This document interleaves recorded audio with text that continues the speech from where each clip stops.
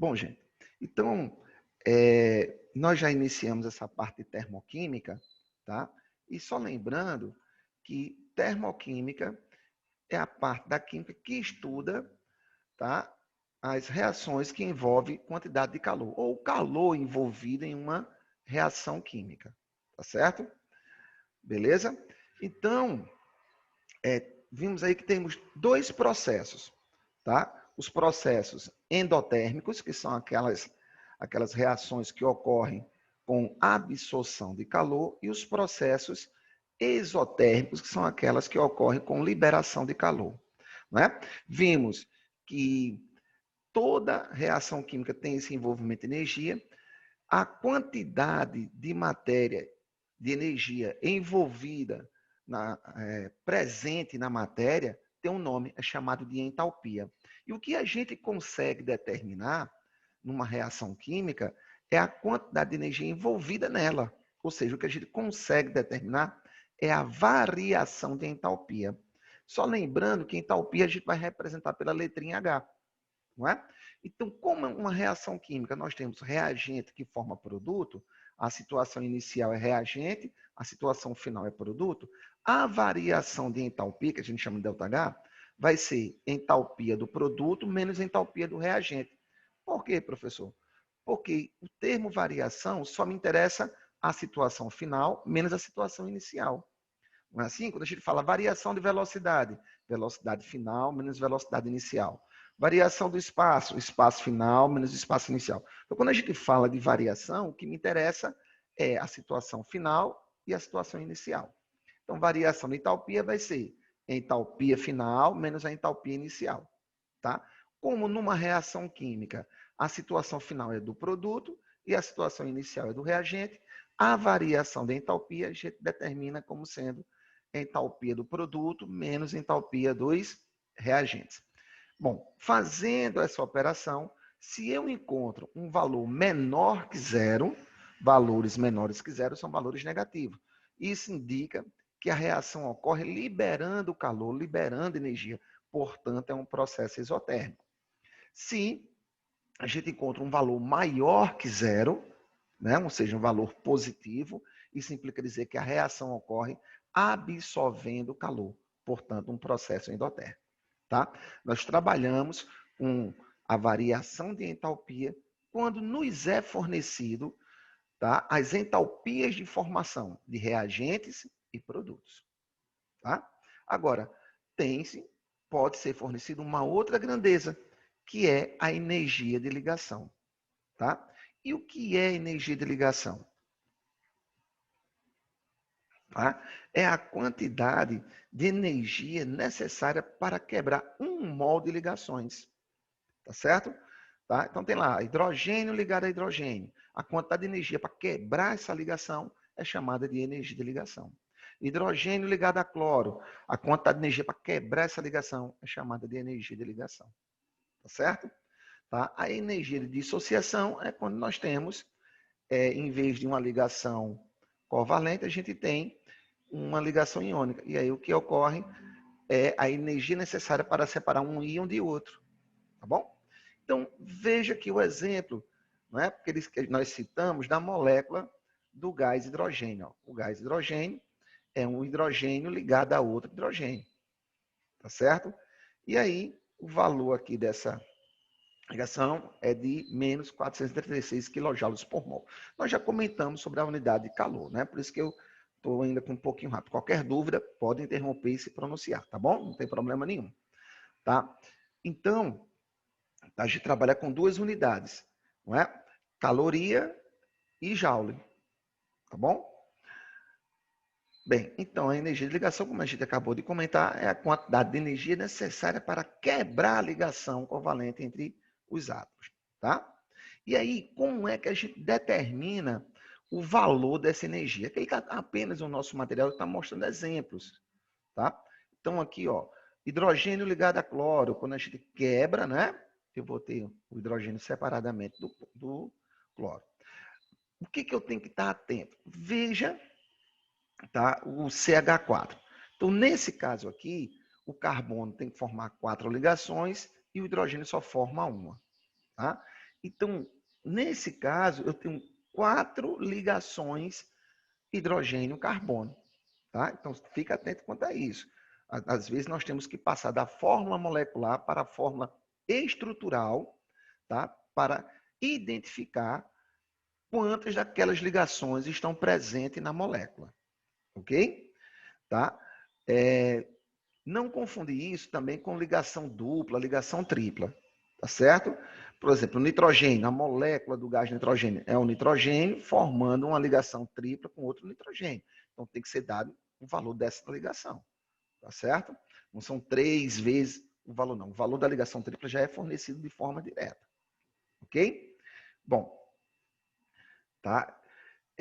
Então, ó, vai ser a variação de entalpia. Quando a gente trabalha com energia de ligação, a gente vai trabalhar um pouquinho diferente de quando a gente trabalha com as entalpias de formação.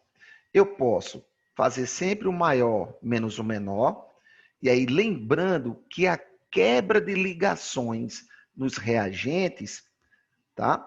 É um processo endotérmico e a formação de novas ligações no produto é um processo isotérmico. Então, para quebrar as ligações, absorve energia.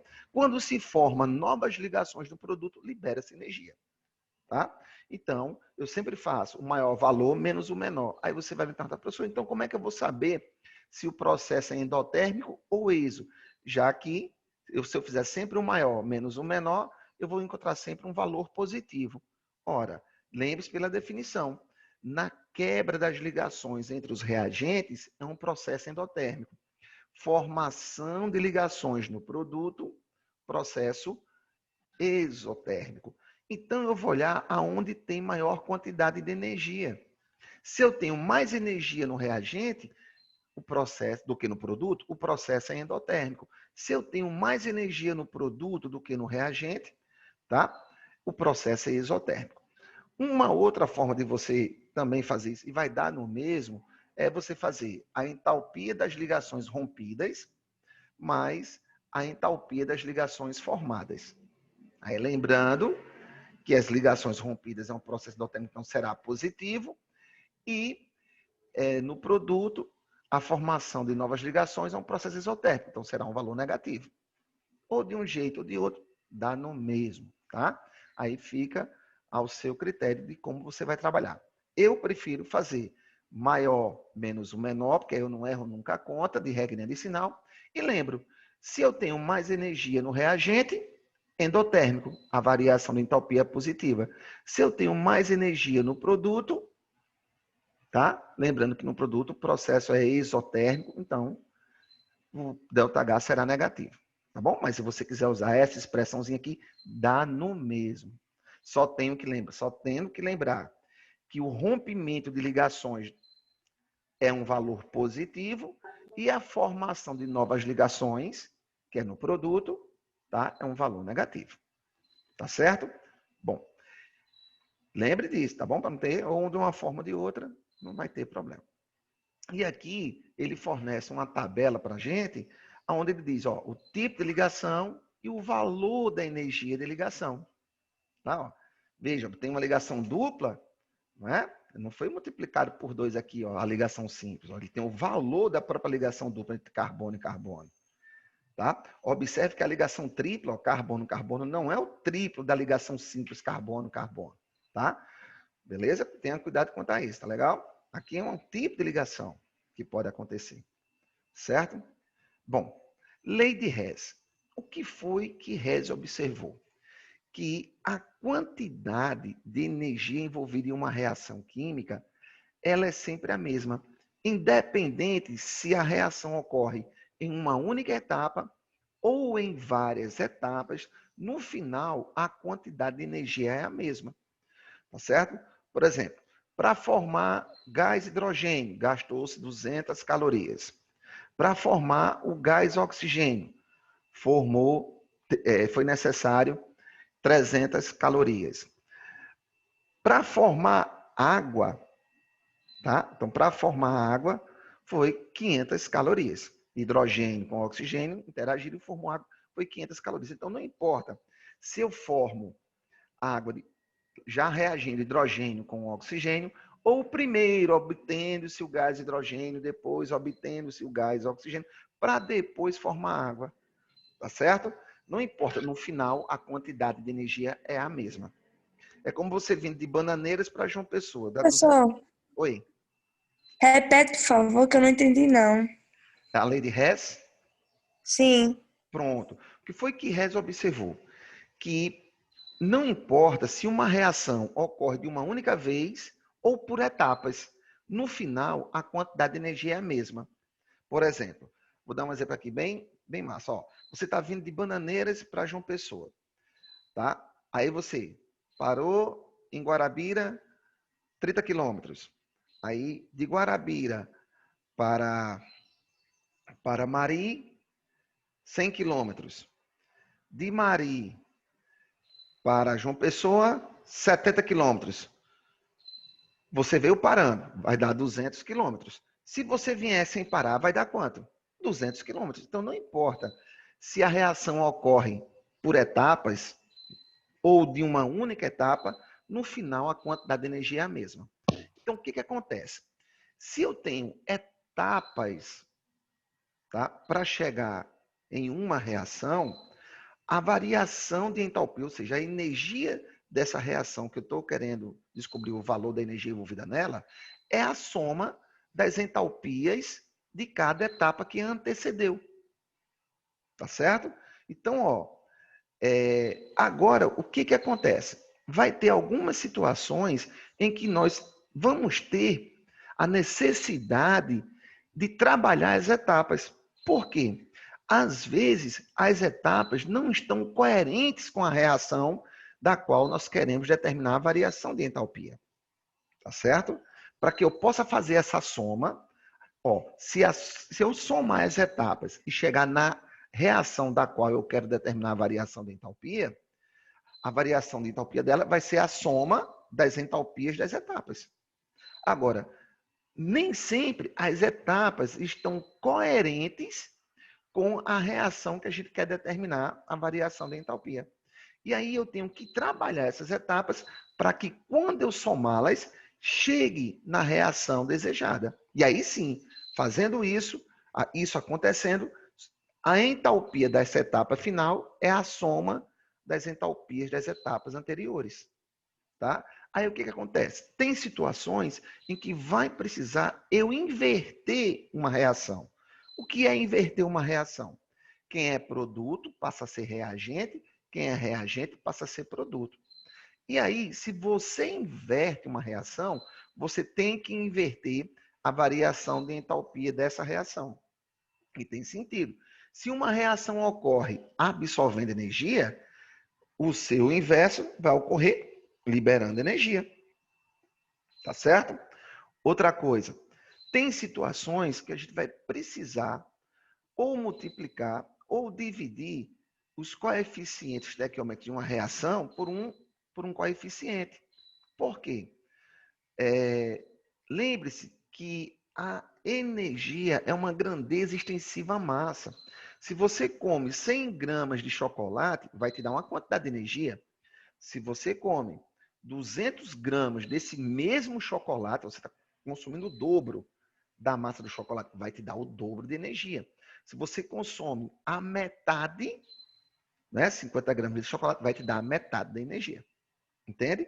Então, a energia é uma grandeza extensiva à massa. Se eu tenho mais massa, mais energia. Se eu tenho menos massa, menos energia. Tá? Então, tem situações em que eu preciso multiplicar ou dividir a reação por um coeficiente. O que eu tenho que fazer? Multiplicar por esse mesmo coeficiente ou dividir, caso seja necessidade, tá? A variação da entropia. Ou seja, o que eu fizer com a reação, eu tenho que fazer também na variação da entalpia. Tá? Quando eu estiver resolvendo, comentando aqui os exemplos, isso vai ficar melhor entendido. Tá bom? Nesse momento, na aplicação de lei de Hess, o que você tem que estar imbuído? Que a quantidade de energia em uma reação ela é invariável. Tá certo? Não importa se ela ocorre de uma única vez ou em várias etapas, no final, a quantidade de energia envolvida é a mesma. Tá? Bom, ok? Então, aqui ele está apenas comentando isso. Ó. Veja, variação de entalpia aqui, o gráfico, o estado final, o estado inicial e o caminho da reação. Observe que tanto faz eu ir de forma direta, do estado inicial para o estado final, ou ir por etapas, etapa 1, etapa 2, etapa 3.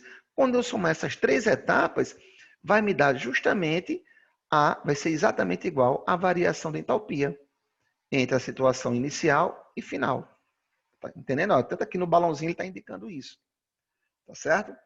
Então, não importa se eu vou de uma só vez, se a reação ocorre em uma única etapa, ou aqui nesse caso, neste exemplo do gráfico, em 3 etapas, no final a quantidade de energia é a mesma. Tá certo? Bom, veja aqui este exemplo. Eu vou comentar, tá? Bem rapidinho. Preste atenção que eu vou ser bem devagar, tá? Se não for entendendo, pode abrir o microfone. Foi fornecido aqui para nós, o exemplo nos fornece 3 equações, 3 etapas, que nós chamamos de etapa 1, etapa 2 e etapa 3. Tá? Com os seus respectivos valores de variação de entalpia para cada etapa. E aí, o que ele quer que a gente faça? Tá? Vamos determinar a variação de entalpia, aqui a interrogaçãozinha, tá? Desta reação. Que reação é essa? Carbono grafite mais gás hidrogênio produzindo metano. Bom, então, o que eu vou verificar agora, nesse primeiro momento? Se as etapas que estão sendo fornecidas, tá, estão coerentes com a reação da qual eu quero determinar a variação de entalpia. Tá? Se eu somar essas 3 etapas, tá? Somar algebricamente, como na matemática, tá? Reagente com reagente, produto com produto. Se eu somar essas 3 etapas, chegar nessa terceira etapa, então a variação de entalpia dela é a soma das entalpias das etapas anteriores. Isso é a lei de Hess. Tá certo? Então, não importa se a reação está ocorrendo nessa única etapa ou ocorrendo através dessas 3 etapas, no final, a quantidade de energia tem que ser a mesma. Tá? Então, vamos verificar, certo? Primeiro, se as etapas estão coerentes com essa reação. O que é estar coerente? Reagente na posição de reagente, produto na posição de produto. Tá? Então, veja só. Eu tenho que ter, lembre-se, os termos que estão antes da setinha são os reagentes. Tá? Quem tiver depois da setinha, produto. Então, eu tenho carbono grafite no reagente. Então, eu vou procurar em qual das etapas, 1, 2 ou 3, eu tenho carbono grafite. Observe que eu tenho carbono grafite na etapa 1. E ele se encontra em que posição nessa equação química? No reagente ou no produto? Observe que ele se encontra no reagente. Então, beleza. Já estou percebendo que não vai ser necessário eu inverter, mexer nessa reação. Por quê? O carbono grafite está na posição coerente com a reação da qual eu quero determinar a variação de entalpia. Outra, observe que aqui nesta reação, lembre que quando não tem nada na frente da substância, é porque a quantidade é 1. Então, observe que na nossa equação nós temos 1 mol de carbono grafite. E aqui também 1 mol. Então, a quantidade da substância está correta, está a mesma do que na minha equação que eu quero determinar a variação de entalpia. E ele se encontra tanto na posição e com a mesma quantidade. Ou seja, em relação ao carbono grafite, a etapa 1 está coerente com a nossa reação da qual eu quero determinar a variação de entalpia. Bom, vamos agora ver quem é o nosso outro reagente. O nosso outro reagente é o gás hidrogênio. Aí eu vou procurar em qual das 3 etapas eu tenho o gás hidrogênio. Observe que nós temos o gás hidrogênio na segunda etapa, tá? Bom, e eu quero ele em que posição? Lembre-se, tudo que está antes da setinha da equação química, reagente. O que tiver depois, produto. Ora, observe que eu tenho aqui o gás hidrogênio na posição de reagente na segunda etapa. E é onde a gente quer, ó. Então, quanto à posição, tá? Quanto à posição do gás hidrogênio, a segunda etapa está coerente. Qual é o meu problema? Observe que na reação da qual eu quero determinar a variação de entalpia, eu tenho 2 mols de gás hidrogênio. E na nossa etapa eu só tenho 1 mol. O que eu vou ter que fazer? Vou ter que multiplicar toda essa equação, inclusive a variação de entalpia, por 2. E foi o que ele fez, ó. Observe, ó, que a primeira etapa permaneceu a mesma, tanto em quantidade quanto na posição do carbono grafite. Já a segunda etapa, ó, porque eu preciso de 2 mols de gás hidrogênio, tá? E na nossa etapa eu só tenho 1 mol. Então, o que foi que ele fez? Ó, multiplicou toda a segunda etapa por 2. Então, ó, aqui vai ficar 2. 2 vezes meio vai dar 1, né? E 2 mols de água. Beleza? Como eu multipliquei a etapa por 2, foi que eu fiz? Tive que multiplicar também a variação de entalpia. Veja que a variação de entalpia da etapa 2 é menos 285,5. E olha que agora ficou quanto? Menos 571. É justamente esse valor multiplicado por 2. Então, o que eu estou fazendo? Antes de fazer a soma dessas etapas, eu estou deixando as etapas coerentes. Vai ter situação que elas vão estar tudo certinho. Tá? Não vai precisar fazer nada, mas sempre, antes de somar as etapas, verifique se elas estão coerentes com a reação da qual você vai determinar a variação de entalpia. Tá? Agora veja, vamos para a terceira e última substância, né? O metano, CH4. Na nossa reação, tá? O metano está na posição de produto. Eu vou procurar nas 3 etapas aonde eu tenho metano. Observe que é na terceira. Opa, só que aqui o metano está no reagente. E eu quero o metano aonde? No produto. Então, o que eu vou ter que fazer com esta terceira etapa? Inverter, tá?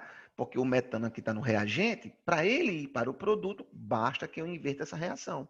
E o que é inverter a reação? Quem é produto passa a ser reagente e quem é reagente passa a ser produto. Observe aqui o que foi feito na terceira etapa. Ó. CO2 agora como reagente, mais 2 mols de água agora como reagente, setinha de reação, metano como produto e gás oxigênio, 2 mols de gás oxigênio como produto. Como a gente inverteu a terceira etapa, o que foi que nós fizemos com a variação de entalpia? Ó? Aqui ela é negativa e agora ela passou a ser o quê? Positiva.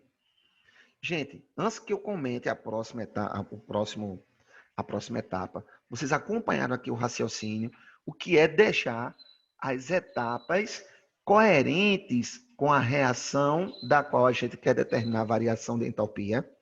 Alguém viajou em algum pontinho desse, isso é muito importante. Senão você não consegue trabalhar com a lei de Hess. Tá? Então, antes de somar as etapas, eu tenho que verificar se elas estão coerentes com a reação que nós queremos determinar a variação de entalpia. Se elas não estiverem coerentes, nós iremos trabalhar as etapas para que isso ocorra, que foi o que nós fizemos. Tá certo? Tá? Verificando se reagente está na posição de reagente e nas devidas quantidades. Beleza? Então veja que aqui nós mantivemos a primeira, nós multiplicamos a segunda por 2, para que aparecessem os 2 mols de hidrogênio, e invertemos a terceira. Lembrando, se você multiplica uma equação por um coeficiente, você multiplica a variação de entalpia por este mesmo coeficiente. Se você inverte uma reação, você tem que inverter também o sinal da variação de entalpia. Bom, beleza. Então, vou aceitar que vocês entenderam essa parte. Ninguém se pronunciou. Bom, então, ó, vou somar as etapas. Antes de somar as etapas, nós iremos cancelar ou eliminar aquilo que for simétrico. O que são as substâncias? O que é ser simétrico? É a mesma substância em termos opostos e nas mesmas quantidades. Tá? Então, observe que eu tenho 1 mol de dióxido de carbono na primeira E na terceira, no produto, né? No produto da primeira, e temos 1 mol de dióxido de carbono no reagente da terceira. Veja, é a mesma substância em termos opostos. Reagente, produto. E na mesma quantidade. Então, cancela. Tá? Observe que eu tenho 2 mols de água no produto da segunda e tenho 2 mols de água no reagente da terceira. Veja, a mesma substância e a mesma quantidade em termos opostos. Tá? Veja que eu tenho 1 mol de gás oxigênio na primeira e também temos 1 mol de gás oxigênio na segunda. Como eles estão no mesmo, na mesma posição de reagente, eu vou somá-los. Então, aqui, 1 mais 1, 2. Então, eu vou ter aqui 2 mols de gás oxigênio nos reagentes. E observe que eu também tenho 2 mols de gás oxigênio no produto da terceira. Então, 2 mols aqui, com esses 2 mols aqui de oxigênio, cancela. Pronto. Então, eliminei ou cancelei as substâncias que são simétricas. O que eu faço agora? Vou somar reagente com reagente, produto com produto. Observe que na primeira só sobrou um reagente, que é o carbono grafite. Tá? E na segunda sobrou 2 mols de gás hidrogênio. Como eu estou somando, carbono grafite mais 2 mols de gás hidrogênio. Como não tem mais nenhum reagente, setinha de reação e vamos agora para o produto. Ora, quando a gente cancelou aí as substâncias simétricas, só ficou quem? O metano, como produto, o metano da terceira etapa. Ora, veja que quando eu somei as 3 etapas, chegamos exatamente na reação da qual nós queremos determinar a variação de entalpia. Portanto, a variação de entalpia desta terceira etapa vai ser a soma das entalpias das etapas anteriores. Então, você somando aqui, ó, tá? Você vai encontrar menos 74,5 kJ. Certo? Lívia, conseguiu acompanhar o entendimento, o raciocínio? Bruna? Zac, conseguiu aí, meu Sim, filho? professor. Viu? Ó, e isso aqui, vou dar uma dica. O que você vai fazer? Pega este exemplozinho aqui, ó, sem olhar aqui o processo, e tenta fazer. Aí depois você compara, vê se você acertou. Tem que tentar, entendeu? Vai tentando, vai exercitando. Mesmo vendo a resposta no começo, você vai ter essa dificuldadezinha. Depois que você pegar a prática, acabou, velho. Você vai olhando as etapas, às vezes você já faz direto. Tá certo? Então, ó, tá? Primeira coisa, é verificar se as etapas estão coerentes com a nossa reação. Se estiver coerente, beleza, a gente soma direto. Se não estiver coerente, vou trabalhar as etapas para que elas fiquem coerentes com a nossa etapa, com a nossa reação. Bom, e aí já sabe, inverter uma reação, inverte o sinal do ΔH. Multiplicou a equação por um coeficiente, multiplica-se a variação de entalpia por esse mesmo coeficiente, tá? Antes de fazer a soma, ok? Vamos para frente. Então aqui, tá? É o que a gente comentou, tá certo? Tudo aqui é o que a gente comentou sobre a relação da aplicação da lei de Hess. Bom, entropia. O que é entropia? Entropia é uma grandeza que está relacionada com o grau de desordem de um sistema. Quanto maior o grau, ou quanto maior a desordem de um sistema, maior será a entropia. Certo? Veja, no estado, vamos falar dos estados físicos da matéria. No estado sólido, tá? As moléculas estão num alto grau de organização. Tá certo? Elas estão tão organizadas que a fase sólida apresenta forma e volume constante. Tá? Na fase líquida, as moléculas têm um grau de liberdade e, consequentemente, um certo grau de desorganização. Tá? E na fase gasosa, é o que a gente até costuma enunciar, que a fase gasosa é a fase caótica da matéria. As moléculas têm um alto grau de liberdade, tá certo? Então, a desorganização é muito grande. Como a entropia é uma grandeza que está relacionada com o grau de desorganização, a entropia da fase líquida é maior do que a entropia da fase sólida.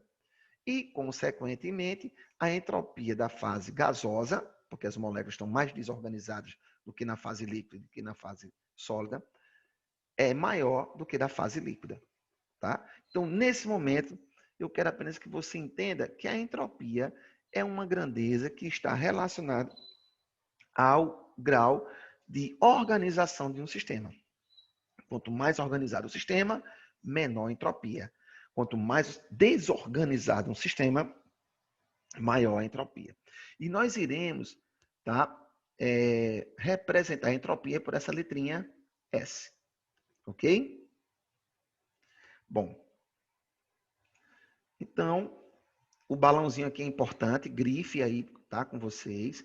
Uma transformação ocorrerá espontaneamente quando houver aumento de entropia. Ok? Tá? E aqui é o que ele falou, né? Que a entropia está relacionado com o grau de organização de um sistema. Tá bom?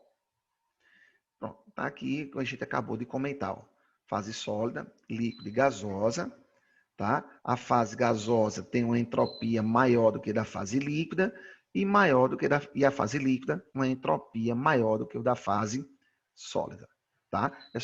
É bem fácil. Só você associar a entropia com o grau de organização. Fase sólida, moléculas extremamente organizadas. Fase líquida, aparece grau de liberdade entre as moléculas, então elas apresentam uma certa desorganização. Fase gasosa, fase caótica da matéria, um alto grau de desorganização. Tá bom? Tá? Professor, Oi. tem como o senhor relembrar o que é entropia? Porque eu não lembro mais. Não, entropia a gente está falando nesse momento. Hum, Entalpia é que é a quantidade de energia presente em um sistema. ah, Entropia entendi. é novidade para nós. Tá certo? A Ok, gente está falando obrigada. agora. Tá bom? Aí, por que ele está falando de entropia? Porque nós vamos ver que existe uma relação entre de entropia com a variação da entropia. Tá? Vamos chegar nessa relação. Por isso a importância de ser falado nela. Tá? Certo? Bom, meu povo, então, veja só. Pronto. A energia livre de Gibbs, tá? É uma quantidade de energia que relaciona-se com a realização de trabalho, tá? De uma reação química. Veja só. E através da energia livre, dessa energia livre, eu posso identificar se o sistema é espontâneo ou não espontâneo. Tá? Então, esse ΔU, U é a quantidade de energia interna do sistema. Tá? T é a temperatura em Kelvin. Ó, ΔS, ó, delta é variação, S é entropia. Como a variação de energia interna de um sistema é igual à temperatura vezes a variação de entropia, nós iremos chamar esse termo aqui, ó, tá? Temperatura na escala Kelvin vezes a variação de entropia como termo entrópico. Ok? E aí, a variação de energia livre de Gibbs, nós iremos chamar de ΔG, vai ser ó, a variação de entalpia menos o termo entrópico. Tá? Se eu encontro, nesse processo, eu encontro um valor menor que zero, ou seja, um valor negativo, o processo é espontâneo. Se eu encontro um valor igual a zero, o sistema está em equilíbrio. Se eu encontro um valor maior que zero, o processo é não espontâneo. Tá? Então, veja que existe uma relação entre entropia e variação de entalpia. Tá? Bom, então, meu povo, eu vou parar nesse ponto. Ainda hoje eu vou liberar as atividades, tá certo? Lá da plataforma, tá bom? Tá? Para a gente não ficar com muita coisa acumulada. E na próxima aula, eu comento novamente essa parte de energia livre de Gibbs e vamos responder alguns exercícios. Tá? Então, quem quiser já ir fazer os exercícios para ir se adiantando a questão da correção, ok? São os exercícios, não os resolvidos, já estão, né? São os praticando. Tá? Esses praticando eu vou resolver com vocês na próxima aula. ok? Então não se preocupe, eu vou repetir aqui essa definição da energia livre de Gibbs e a importância dela para a gente determinar a espontaneidade de uma reação, tá? E vou abrir na plataforma aqueles exercíciozinhos para vocês irem fazendo. Ok, meu povo? Alguma dúvida? Tudo certinho? Ok. Pronto. Então não esqueça de fazer. Tenta fazer os exercícios, ó, tomando por base os exercícios resolvidos, tá? Porque aí na hora que eu estiver lá corrigindo com vocês na nossa próxima aula, vocês não vão ter dificuldade no entendimento, tá? Gente, satisfação. Essa semana teve uma trocazinha, né? Mas nada demais. Qualquer coisa, pode me chamar lá no Zap, né? No grupo, tá bom?